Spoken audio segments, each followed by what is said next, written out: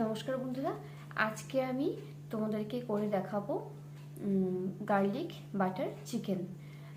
আমি আশা করব তোমাদের রেসিপিটা ভালো লাগবে। আর ভালো লাগলে অবশ্যই লাইক, কমেন্ট আর শেয়ার করো, আর পাশে থেকো। আমি জানি আমার ভিউজ খুবই কম, খুবই সামান্য, তবু যেটুকু হয় তাতেই আমি অনেক খুশি।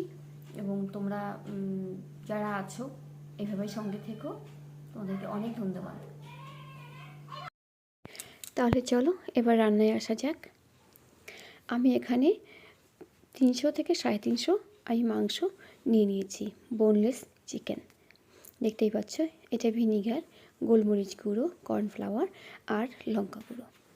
এবার কিন্তু আমি এগুলোকে ম্যারিনেট করে নেব। দেখো, সবগুলো কিন্তু বোনলেস চিকেন, তো তোমরা এরকম সাইজের করে কেটে নেবে চিকেনগুলোকে, তাহলে সুবিধা হবে ভাজতে। আমি এবার চিকেনগুলোকে দিয়ে ম্যারিনেট শুরু করব। দেখো, আমি প্রথমে ভিনিগার দিয়ে দিলাম, তোমরা লেবুর রসও দিতে পারো। 1 থেকে 1.5 চামচ ভিনিগার দিলাম, সেটাকে একটু মিলিয়ে দিতে হবে। এরপর কিন্তু একে একে সব কিছু দিয়ে দিতে হবে। আদা রসুনের পেস্ট দেখো আমি 1 থেকে 1.5 চামচ দিয়েছি। এবার গোলমরিচ গুঁড়ো দিয়ে দিলাম 1 চা চামচ। আমি এবার ঝাল লঙ্কা গুঁড়ো দিলাম 1 চা চামচ। যেহেতু মাংসর কিন্তু চিকেনটা কমই আছে, তাই পরিমাণটা এরকমই। তোমরা পরিমাণ বেশি হলে তোমাদের স্বাদ অনুযায়ী দিতে পারবে। তো দেখো, এবার আমি মশলাগুলোকে ভালো করে মাখিয়ে রেখে দেবো আমি 1 থেকে 1.5 ঘন্টা, বা তোমরা চাইলে আধা ঘন্টাও রাখতে পারো।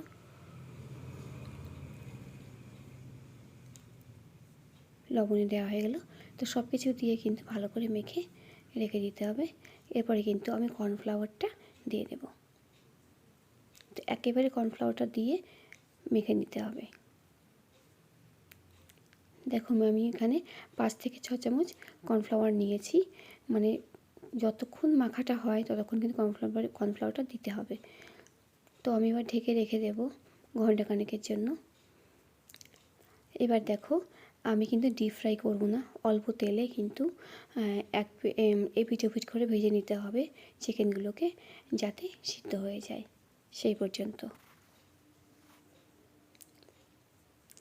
এখানে যে চিকেন আছে তা কিন্তু দুবার দিতে হবে, মানে প্রথমবার কড়াইতে দেওয়ার পরে আরও কিছুটা থেকে যাবে, সেটা আমি আরেকবার ভেজে নেব। দেখো, আমি একবার কিন্তু আমি উল্টে দিয়েছি, আরেকবার উল্টে দিচ্ছি। সুন্দর ক্রিস্পি হচ্ছে। এখানে কিন্তু ক্রিস্পি কোনো ম্যাটার করে না, যে ক্রিস্পি হতেই হবে সেরকম কোনো ব্যাপার না। ক্রিস্পি না হলেও কিন্তু খুব সুন্দর লাগে এই বাটার গার্লিক বাটার চিকেনটা। দেখো, আমার ভাজা হয়ে গেছে। এবার আমি কিন্তু বাটার নিয়ে নিয়েছি আমি। দেখো, এখানে ঠিক এই পরিমাণে আমার চিকেন অনুযায়ী কিন্তু আমি বাটারটা নিয়ে নিয়েছি। যখন বাটারটা গলে যাবে, তারপরে কিন্তু আমি রসুন কুচি দিয়ে দেব।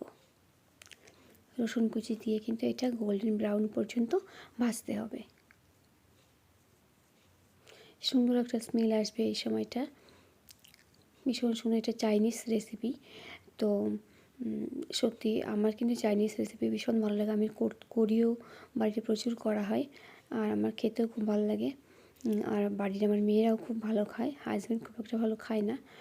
যাই হোক, দেখো আমি চিকেনগুলোকে দিয়ে দিয়েছি। এবার কিন্তু প্রায় শেষের দিকে রান্না, একদম মানে খুব তাড়াতাড়ি রান্নাটা হয়ে যায়। এবার কিন্তু আমি অল্প একটু চিনি দিয়ে দেব, আর আমি এবার দিয়ে দিচ্ছি সয়া সস। মোটামুটি ধরো 1 চামচ মতন সয়া সস দিলে হয়, বা তারও কম দিতে পারো। এরপর আমি কর্নফ্লাওয়ার গুলে রেখেছিলাম, সেটা আমি দিয়ে দেব, যাতে একটু বেশ একটু গ্রেভি হয়। গ্রেভি না হলেও মানে একটু জুসি হয় ব্যাপারটা। তো দেখো, কর্নফ্লাওয়ার দেওয়ার পরে সুন্দর একটা জুসিনেস চলে এসছে। আমি এবার একটু গার্নিশিংয়ের জন্য কিন্তু একটু ধনেপাতা কুচি দিয়ে দিয়েছি। তোমরা যে কোনো দিতে পারো এর উপরে। তো দেখো, আমার কিন্তু মোটামুটি রান্না শেষ। আর তোমাদের যদি ভালো লাগে আমার রান্নাটা, রেসিপিটা, তাহলে অবশ্যই করে লাইক, কমেন্ট, শেয়ার করো, আর পাশে থেকো। থ্যাংক ইউ সঙ্গে থাকার জন্য।